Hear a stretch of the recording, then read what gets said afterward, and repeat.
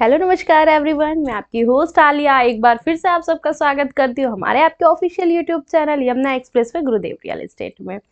जैसे कि आप सब जानते हैं कि हम यमुना एक्सप्रेसवे पे या फिर ग्रेटर नोएडा में किसी भी सेक्टर में किसी भी तरह की डेवलपमेंट की या कोई और नई योजना की कोई भी अपडेट आती है तो हम उसे लेकर आपके सामने हाजिर हो जाते हैं अपने चैनल के माध्यम से।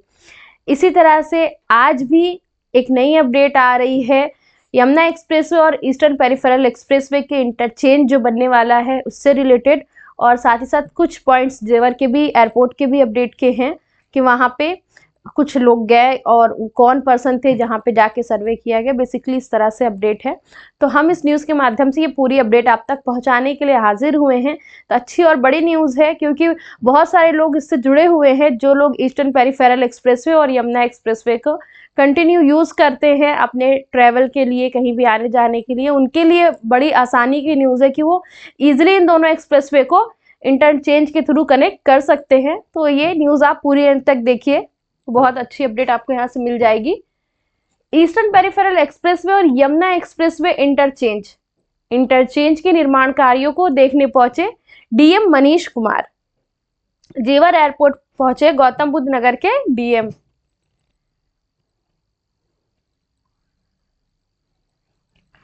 यमुना एक्सप्रेसवे और ईस्टर्न पेरिफेरल एक्सप्रेसवे को जोड़ने के लिए गांव दयानतपुर के बेसिकली पास में इंटरचेंज बनेगा। इस इंटरचेंज के निर्माण कार्यों को लेकर गौतम बुद्ध नगर के जिलाधिकारी डीएम मनीष कुमार वर्मा ने निरीक्षण किया। मौके पर यमुना विकास प्राधिकरण यानी कि यमुना अथॉरिटी और national highway authority of India यानी कि NHAI के ऑफिसर्स मौजूद रहे जब यह निरीक्षण हो रहा था डीएम द्वारा। अफसरों से किए गए सवाल जवाब। दोनों एक्सप्रेसवे को जोड़ने के लिए ग्रेटर नोएडा में जेवर एयरपोर्ट के पास गांव दयानतपुर में इंटरचेंज बनाया जा रहा है, जहां पर डीएम मनीष कुमार वर्मा शनिवार को प्रशासनिक अफसरों के साथ पहुंचे। उन्होंने इंटरचेंज निर्माण के लिए किए जा रहे कार्यों को बहुत बारीकी से देखा। इस दौरान उन्होंने national highway authority of India के अफसरों और यमुना प्राधिकरण के अफसरों से सवाल जवाब भी किए। जिलाधिकारी के साथ उप जिलाधिकारी जेवर Abhay Kumar Singh ji, ACP police Rudra Kumar Singh ji, NHAI के रीजनल ऑफिसर, परियोजना निदेशक और अन्य अफसर मौजूद रहे, जिनसे वहां पे वार्तालाप हुई, सवाल जवाब का दौर चला और बहुत सारी चीजें निकलकर सामने आई। भारत और उत्तर प्रदेश सरकार का ये है ड्रीम प्रोजेक्ट जेवर इंटरनेशनल एयरपोर्ट, यानी कि डीएम मनीष कुमार जी का कहना है कि जेवर एयरपोर्ट भारत और उत्तर प्रदेश सरकार का ड्रीम प्रोजेक्ट है। इसके साथ जो भी काम हो रहा है उसमें भी किसी भी प्रकार की लापरवाही ना बरती जाए। इंटरचेंज निर्माण के सभी कार्यों को निर्धारित समय पर जो टाइम सीमा अवधि दी गई है उसके भीतर गुणवत्ता के साथ पूर्ण करने का कार्रवाई सुनिश्चित करें, जिससे शासन की मंशा को मूर्त रूप प्रदान किया जा सके। साथ ही जिलाधिकारी ने national highway authority of India के अधिकारियों को निर्देश दिए कि दयानतपुर एयरपोर्ट बाउंड्री से लेकर यमुना एक्सप्रेसवे के इंटरचेंज तक के कार्यों में और अधिक तेजी लाई जाए। मतलब जिस स्पीड में काम चल रहा है तो उसमें और तेजी लाई जाए, चाहे वो इंटरचेंज का काम हो यमुना एक्सप्रेसवे का या फिर आपका जेवर इंटरनेशनल एयरपोर्ट का, जिससे कार्य को समय में पूर्ण किया जा सके, यानी कि समय से पहले ही पूर्ण किया जा सके। सेक्टरों को जोड़ेगा या इंटरचेंज, तो ये जो इंटरचेंज बन रहा है ये काफी सेक्टर्स को कनेक्ट करेगा यमुना सिटी के।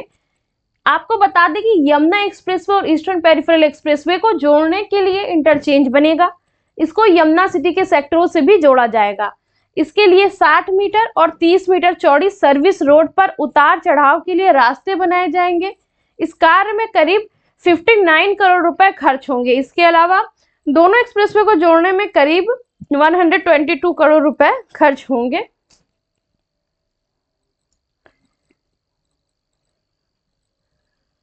122.89 करोड़ रुपए खर्च होंगे। बेसिकली जो पूरी कॉस्ट आएगी इस इंटरचेंज में वो आप यहाँ पे मेंशन है, देख सकते हैं। यमुना एक्सप्रेसवे और ईस्टर्न पेरिफेरल एक्सप्रेसवे को जोड़ने के लिए इंटरचेंज बनना है। इसको बनाने के लिए वर्ष 2018 में कंपनी का चयन हो गया था।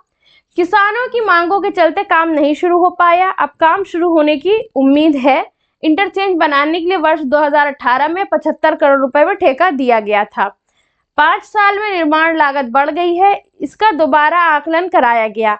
अब इसके निर्माण पर 122.89 करोड़ रुपए खर्च होंगे। इसके निर्माण में सबसे अधिक हिस्सेदारी NHAI को देनी है, यानी कि NHIA के पास सबसे ज्यादा जो इसके निर्माण में जो राशि खर्च होगी उसका भाग है, उनको हिस्सेदारी देनी पड़ेगी। NHAI ने इसकी हामी भी भर दी है, यानी कि उनको ज्यादा पार्ट देने में भी कोई दिक्कत नहीं है, वो उसके लिए तैयार हैं। जेवर एयरपोर्ट पहुंचे गौतम बुद्ध नगर के DM। तो अभी तक तो मैं सारी अपडेट आपको इंटरचेंज से रिलेटेड दे रही थी। अब मैं आपको बता चलूं कि जो गौतम बुद्ध नगर के DM हैं उन्होंने पूरा निरीक्षण किया, आपका ये जो इंटरचेंज बन रहा है इसके कार्य के लिए सारी चीजें देखी। उसके साथ ही साथ वो जेवर इंटरनेशनल एयरपोर्ट भी गए जहाँ पे कार्य चल रहा है, और वहां पहुंचकर उन्होंने जेवर में बन रहा है एशिया के सबसे बड़े नोएडा इंटरनेशनल का काम जोर शोर से चल रहा है, ये चीजें उन्होंने देखी। उत्तर प्रदेश सरकार का ये ड्रीम प्रोजेक्ट है।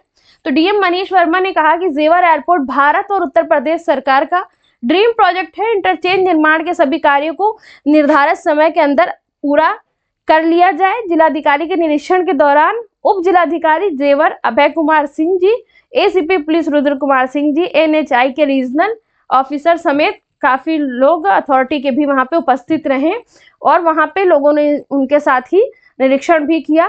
तो एक तरह से देख सकते हैं इस टाइम पे सारे बड़े बड़े अधिकारी जिस लेवल के लोग हैं गौतम बुद्ध नगर के, आप देख सकते हैं कि वो अपने तरफ से पूरी जोर शोर लगाए हुए हैं कि किसी भी तरह के काम में कोई डिनाई ना हो, किसी भी तरह की ढील ना बरती जाए। और जो ये काम चल रहा है, चाहे वो जेवर इंटरनेशनल एयरपोर्ट तो है ही मेन चीज, उसके साथ ही साथ जैसे ये इंटरचेंज का काम हो गया, सड़क निर्माण का कार्य है वो हो गया, तो मतलब और भी जो साइड की चीजें जो एयरपोर्ट बनने के बाद बहुत जरूरी हो जाएगी पब्लिक के लिए, तो उस पर भी निर्माण कार्य तेजी से होता रहे, उसमें भी किसी भी तरह की रुकावट ना हो। तो उस पर पूरा ध्यान ये भी जो अधिकारी हैं गौतम बुद्ध नगर के जिले के, ये भी अपना पूरा उस पर ध्यान दिए हुए हैं। तो इस तरह से जो अपडेट निकल के आ रही थी हमने आपके साथ शेयर करी है। इसी तरह से और भी अपडेट आएगी तो हम आपके सामने हाजिर होंगे उनको लेकर। फिलहाल के लिए इस वीडियो में इतना ही। बाकी आप अगर यहाँ पे कुछ परचेज करना चाहते हैं, इन्वेस्टमेंट का प्लान कर रहे हैं, तो आने वाले समय की सबसे अच्छी इन्वेस्टमेंट, मैं कॉन्फिडेंस से आपको कह सकती हूँ कि यमुना एक्सप्रेसवे से अच्छा ऑप्शन आपको दूसरा नहीं मिलेगा। और ये वो लोग जो आज के टाइम पे वहाँ पे इन्वेस्टमेंट कर रहे हैं, मेरी इस बात को नोट करेंगे, और नेक्स्ट ईयर में एक बार फिर आप सोचेंगे, मैं इसी तरह से आपसे बात करूंगी और मैं आपको बताऊंगी कि आप देख सकते हो कि रेट में डिफरेंसेस किस तरह से आया है। तो इंक्रीमेंट होना ही होना है, अप्रिशिएशन बहुत अच्छा है, कोई डाउट नहीं है। तो आप यमुना एक्सप्रेसवे पे इन्वेस्टमेंट के लिए आराम से जा सकते हैं अगर आप कुछ अभी के टाइम पे प्लानिंग कर रहे हैं। तो इन्वेस्टमेंट के लिए या किसी और क्वेरी के लिए आप हमसे कॉन्टैक्ट कर सकते हैं। आपके पास ऑप्शन इस तरह से है 9873442971, ये number mister Narendra Yadav sir का है।